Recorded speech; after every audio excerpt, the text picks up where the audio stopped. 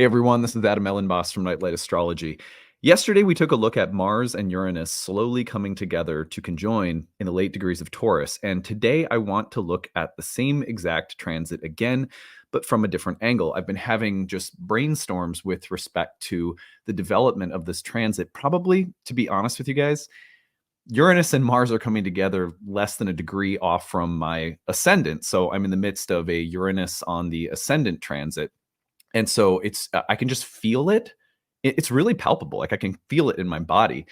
So I was like, well, I'm having lots of thoughts and, little percolating insights and thought bubbles rising to the surface. So I thought, why not continue on this path since this is arguably the biggest next transit of the summer. There are some others that are big, but this is one of the biggest of the summer. So I thought, yeah, let's keep going because this is building and it's important to be developing our understanding of the transit as the transit is actually developing. So that's what we'll do today. Before we get into it, don't forget to like and subscribe. Share your comments and reflections. I'd love to hear from you guys. You can find transcripts of any of my daily talks on the website, nightlightastrology.com. Promotions are over for enrollment season. And so the only thing that I will point you to, which I'll start advertising a little bit more in the next couple of weeks, is my next monthly webinar talk in July, which will be a preview of Uranus's entrance into Gemini. So that'll be mid-July that I'm doing that talk. I'll start promoting it probably the next couple of weeks. Anyway, so let's go ahead and turn our attention now to the real-time clock where we can track this transit. Now, we did this yesterday, but we're going to do this exercise again. Here we can see in the sign of, my epic pen has disappeared.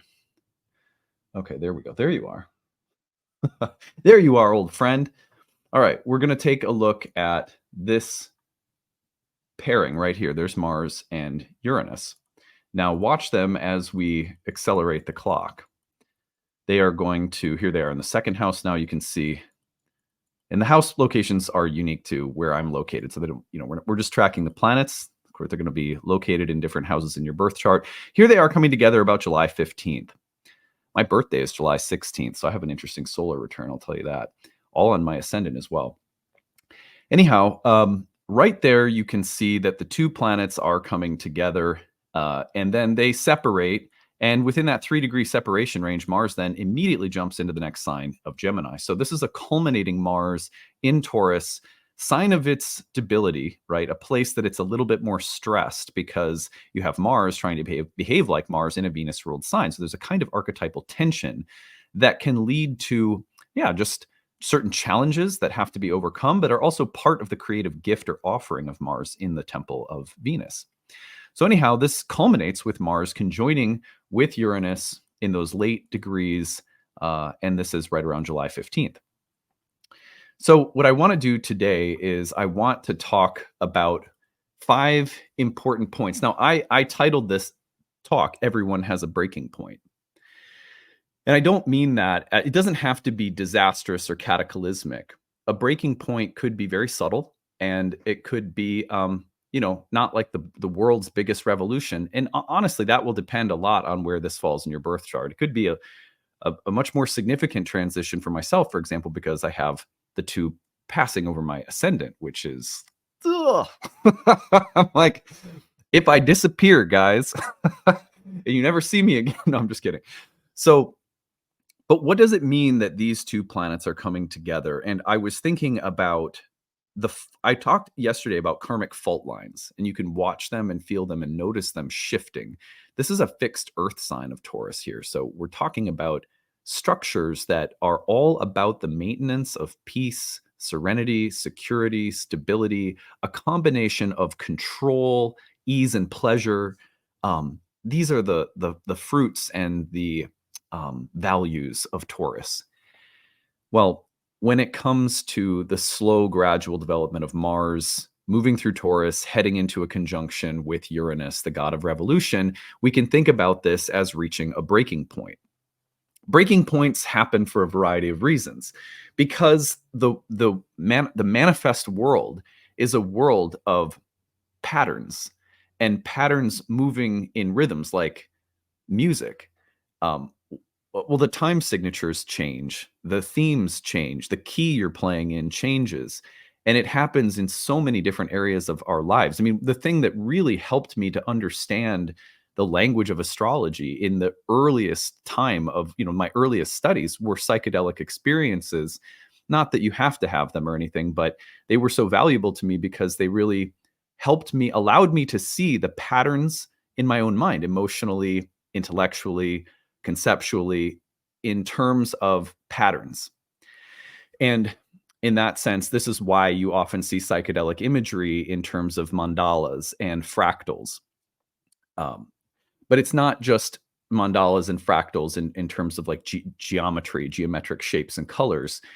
It's also the way in which those shapes and colors get filled out with images, archetypal images. The Venus, for example, is a world of shapes and sounds and colors and images. And the images move in terms of themes. So when our lives are moving in any area of our life, the relational department, the parenting department, the health department, you got little like wings in the psyche. And there are assortments of patterns that create a flow, a rhythm, and our experiences within these different areas of our lives. And what happens when something like Mars and Uranus get together is there is going to be a significant change. There's a kind of breaking point where the pattern it can't hold anymore. And the way in which the change occurs might be a little bit more abrupt with a planet like Mars, or forceful, or there may be a quality of stress or of even of crisis. But that's how the shift is made. And with a fixed earth sign, there's a little bit more the potential for a kind of stubborn or recalcitrant quality. Like, I'm not going to change, or I don't want to, or it's not easy, or I'm comfortable here, is present. And so Mars coming into Taurus into Taurus and then moving toward Uranus creates a breaking point, a natural place where the pattern cannot hold. It has to change. And it does so in a way that is a little bit more stressful than the Venusian temple of Taurus prefers. So that's how we can think about it. 5 important points that I wrote down this morning while meditating on all of this. One is that asserting oneself is difficult but necessary. And Mars in Taurus is really, really, it's sort of sweet because it's like the sign of Taurus is, if you've ever been out with a friend who makes you feel so comfortable, so at ease, so steady, it's so enjoyable to be around such a person. They're like a rock. And they grant a sense of, like, there's gravity that allows everything to be held together and held down so it doesn't fly off into space. And Taurus is like that. Um, that same person that has that quality, that sort of Taurus person that or maybe you're that Taurus person, it's difficult to suddenly say, this is what I want or this is what I need, because there is a real chance that you will be seen or you will be experienced as the disturber of the peace, as the fly in the ointment. And those are not things that Venus prefers. Venus is very natural, very subtle, very easy at creating harmony and peace and flow and equanimity. It's like the gently undulating, peaceful vibrations of a nice, like, forest ecosystem. And so when Mars gets together in Taurus, we may come to the difficult space of having to assert ourselves, even if it disturbs the peace, because it's necessary for something to change. Something has to change. It's ready, it's time. And we can even consider that it is bigger than our will. Even though our will may have to participate and that's uncomfortable, the change is somehow, you could think of it like, this change is something that is natural, that's just occurring. In the same way that weather over time shifts the qualities of an ecological system. Lightning hits the tree in the forest, there's a forest fire, things happen that shift the balance and nature of systems and create in time a new version of peace or a new version of flow. That's never easy when we have to be a part of the change and the disruption of the peace but that might be what is required. Number two, there's Venus is very good. Venus, like, let's just put it this way. Venus always knows what she likes, her likes and dislikes, what will bring pleasure, peace, happiness. She has an impeccable taste and such a refined palate. But what's difficult is that when Mars is in Taurus, it becomes complicated because Venus is usually able to draw to her without a kind of assertion or effort. She's able to draw in like a centripetal force the conditions and people and the environment that's conducive to what she desires. She can magnetize it in. Mars, on the other hand, is more like a hunter. It goes out centrifugal. It goes like outward to go and get something done. There might be a feeling right now that what we need or desire isn't, we can't get it. And we can't get it because the environment isn't the right one any longer. And so there becomes a need to sort of forcefully or assertively exit or leave or cut or sever ties with things or people that are not conducive to what is enjoyable or what we desire. So the way that we might be tempted to stay put and to not do the difficult work of changing because we tell ourselves that what we need or desire and the passion or intensity with which we desire it is bad, or it's too much, or it's needy, or it's over the top. We might have to consider, on the other hand, that what we need or desire isn't bad. It's just difficult to make the kinds of changes in the environment that are necessary for our desires to be more easily and fluidly realized. Right. And that's a kind of Mars and Taurus situation where it would be really easy to either become passive aggressive or to become condemning of our own desires and say, like, it's my appetite that's the problem, you know?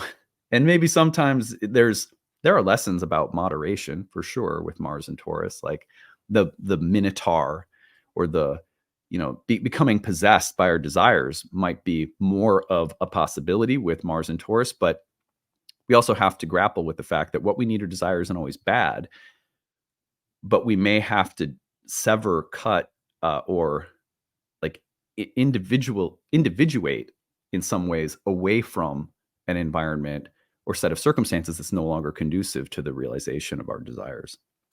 All right, number 3, staying with the status quo for too long will lead to a more difficult transition. Always tough for Taurus. As someone who's been a part of the honorary Uranus in Taurus in my first house club, like, I remember when I started realizing that the religious tradition I was a part of in Bhakti yoga community was no longer a good fit. It took me like a year and a half to be like, okay, I'm going to leave this tradition, I can do so peacefully. Like, it's okay. No one's going to hate me, So for Taurus, a fixed earth sign that loves peace and stability, if you stay with the status quo for too long, the transition is almost always more difficult. And we may be ready for a difficult transition that's really born out of the fact that we have stayed put and sat on our hands and denied something for too long. So be really careful of that. It might be the time to start gradually moving toward this realization right now, as opposed to waiting until the moment where Mars and Uranus are conjoined and all of a sudden you've reached a breaking point. Number 4, it is important to remember that in any season of revolution, archetypally speaking, revolution is always paired with a kind of pressure, the reaching of a limit or the exploration of various limitations, and then the revolution or dismantling of various limits through the mounting pressure, and then eventually the change to something new. But right now, this transit is really about the building of pressure, the experiencing of limit, and the pressing of that button of revolution, powerful, swift. Also Taurian, we're talking at the end of the day about things that are about the establishment of a deeper form of security and enjoyment. My body, my world, is a sacred place that I can feel happy in. Number 5, revolution precedes a new form of peace or stability. We want to jump to the next thing that will be peaceful, but we forget that, again, archetypally, revolution comes first. It's like in the I Ching, hexagram 49 is called revolution. Hexagram 50 is called the cauldron. And the idea is that you have like a new, like politically speaking, before a new like a new government can be established with new leaders, there has to be a kind of releasing or overthrowing of an old order. Sometimes that's tyrannical. Sometimes you're just talking about transitions of power and leadership that are very natural. But the point is that the revolutionary moment is usually the difficult one. We have to learn that revolutionary moments are usually very fast and sudden, and there's something abrupt and just disruptive about them. Most of us don't want to live in revolutionary states forever, and yet they are necessary for some of the deepest levels of change to occur. Once they do occur, like hexagram 50, the cauldron, you have the establishment of something that is now going to last, that's now has an abiding kind of power in our lives. So remembering that that's a process that was promised in April by the Jupiter-Uranus conjunction in Taurus, that is now once again being punctuated really strongly by this building of Mars into Uranus, which will happen in mid-July. So anyway, yeah, I've been reflecting on it a lot lately because I can feel it. It's like I said, it's coming over my natal ascendant. So I'm like, whoo, spicy. All right, that's it for today. I hope this was useful for all of you. And tomorrow I'll be unpacking the full moon, which is coming in over the weekend. So we'll see you again for more tomorrow. Bye, everyone.